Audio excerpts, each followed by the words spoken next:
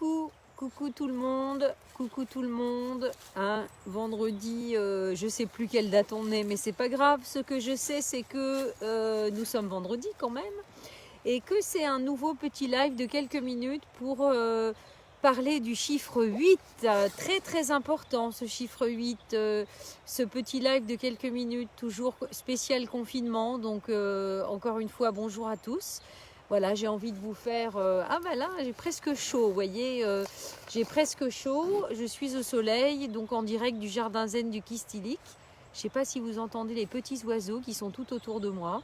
Alors aujourd'hui, donc, parlons du chiffre 8, puisque c'est le 8e jour du confinement. C'est un jour, un chiffre très important. Pourquoi ? Parce que c'est le chiffre, la lettre hébraïque. Je me suis emmené mon petit livre parce que vous allez voir, je vais vous donner à réflexion sur ce jour 8. Le jour 8, c'est la symbolique de la justice, c'est la symbolique du karma, c'est la symbolique de l'infini. Vous savez, le 8, voilà. Le 8 alors on entend le petit moteur avec David qui est en train de trimballer ses poutres de 65 kilos. Donc je reviens, je pensais être tranquille, mais non, il y a quand même du bruit en dehors des chants d'oiseaux. Alors c'est pas grave, hein, je continue, c'est le live, hein, c'est le principe du direct. Donc je reviens sur l'énergie dont je voulais vous parler. Donc le 8, c'est vraiment la symbolique en fait de la justice, encore une fois, et de la justesse, on va en parler dans ces quelques minutes. Et puis le chiffre... Bon, il m'emmerde vraiment, hein. Il vient vraiment faire sa trottinette. Attendez, je vais quand même lui dire que je suis en train de faire un live. Voilà, c'est le direct. Ouh! Non, mais il s'en fiche. Il fait son... Ouh! Non, mais c'est pas grave. Bon, c'est vraiment un live spécial. Ouh! Non, mais c'est pas possible. Stop! Ouh! Non, mais il s'en fiche. Bon, vous allez bien rigoler. Ah, voilà, bon, ça se termine. Bon, allez, bon, il m'a même pas vu. Bon, c'est pas grave. Écoutez, excusez-moi pour cet intermède. Je vais revenir à l'information quand même importante pour vous. Donc, le 8, mon Dieu. Ben voilà, le 8, vous voyez, le 8, la symbolique de la lettre hébraïque, c'est la lettre hébraïque Et, H-E-T-H. Et vous savez ce que ça veut dire ? Ça veut dire la barrière. Ça veut dire la barrière et c'est relié au signe du cancer. Vous savez, le cancer, c'est comme le crabe. C'est le crabe qui avance de travers, mais qui, en fait, a du mal à passer la barrière. Et vous savez, le 8, vous savez, l'infini, eh bien, c'est la symbolique du karma. C'est la symbolique de tout ce qui, finalement, de toutes les barrières qui sont dans notre vie à tous les niveaux, conscientes, inconscientes, que nous avons du mal, en fait, à traverser. À traverser, à transcender, pour finalement nous ouvrir à toutes les perspectives, nous ouvrir à l'infini. Voilà.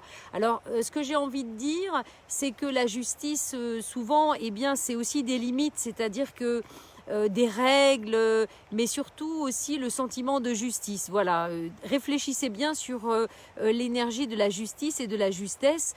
C'est pas tout à fait la même chose, parce qu'au fond, tout est toujours juste, vous le savez bien, mais évidemment, si on est dans le sens de l'histoire, donc dans le 8 fermé, eh bien évidemment, on est dans les limites. Si au contraire, on sort de l'histoire, voilà, et on essaye de regarder consciemment tout ça autrement, eh bien on va transcender nos limites et le 8 va s'éclairer et va devenir la symbolique de l'infini, évidemment, de l'infini, toutes les possibilités infinies.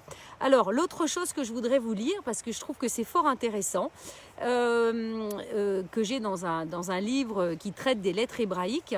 En fait, voilà, il parle des 8 étapes de cette fameuse lettre de Het, H-E-T-H, et qui nous dit, pour casser les rythmes terribles de la répétition et de la prévisibilité, ça c'est pourtant les schémas répétitifs du fameux 10, la roue de la fortune, il faut bien penser aux différents moments pour passer la barrière Het. Et arrêter d'avancer en crabe. Vous savez, le crabe, le cancer, il avance, il recule, il a peur, il longe les murs, etc. Mais il a du mal à aller profondément dans la voie du milieu et y aller franchement. C'est un peu ça que ça nous dit le 8. Alors, la première étape, qu'est-ce qu'elle nous dit ? Elle nous dit, je bute contre la paroi qui m'empêche de progresser. Ok ? La 2, je cherche une issue, mais la cloison ferme tout mon cercle. 3, soit je me contente de l'herbe que je broute depuis toujours, même si j'en suis lassée depuis longtemps, soit je décide de sauter l'obstacle. 4e étape, pour mieux sauter, je prends du recul. Déjà, je quitte l'aveuglement qui me barre la vue. Je retrouve la conscience. Ok, là, c'est en train de nous dire, attends, réfléchis, tu crois que tu as le contrôle dans ton petit 1%, hein, mais en fait, pas du tout. Il est temps de sortir de l'histoire, de prendre de la hauteur. La 5e étape, je me débarrasse de ce qui m'encombre, car on ne peut sauter chargé de trop de valises. Donc évidemment, après cette conscience, je me libère, j'ouvre, je commence à aller dans plus de légèreté. Et puis je continue, 6e étape, je cours allégé. Courir, c'est prendre le risque de tomber, car dans la course, le corps entier quitte le sol et ainsi perd tous ses appuis. Donc évidemment, vous comprenez bien, voilà, je me réveille, je prends conscience, je sors de l'histoire, etc. Mais je prends des risques, je me mets, voilà, j'y vais, je me mets en avant. Et puis je continue, la 7e étape, je saute la haie. Et je vains mes peurs. Et enfin, la 8e, j'atterris dans l'inconnu et invente de nouvelles règles pour y vivre. Voilà. Alors, j'ai trouvé que c'était quand même fort intéressant à vous partager dans ce jour 8. Voilà. Ma première barrière, vous voyez, était, oh là là, j'ai un message qui me met reconfinement, rayon 1 km, vérifiez votre rayon de 1 km. Vous voyez, c'est drôle. Alors que je suis en train de parler de limites. Voilà. Donc, je vous invite à réfléchir sur ces 8 étapes. Et finalement, aujourd'hui, voilà, on est dans la dernière au fond. Hein. On est toujours en train de passer toutes ces étapes dans plein de domaines. Mais là, ça nous rappelle que, voilà, encore une fois, c'est l'inconnu.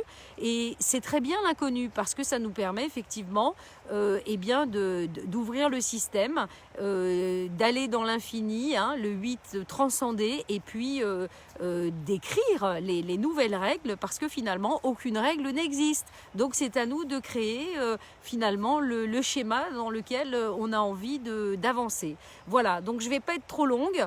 Excusez-moi pour le démarrage de ce live un petit peu perturbé, mais bon, voilà, c'est le live, c'est comme ça. C'est ça aussi, vous voyez, la vraie vie, c'est on arrête de, je sais pas moi, de faire semblant. On est soi-même, voilà, en toute légèreté.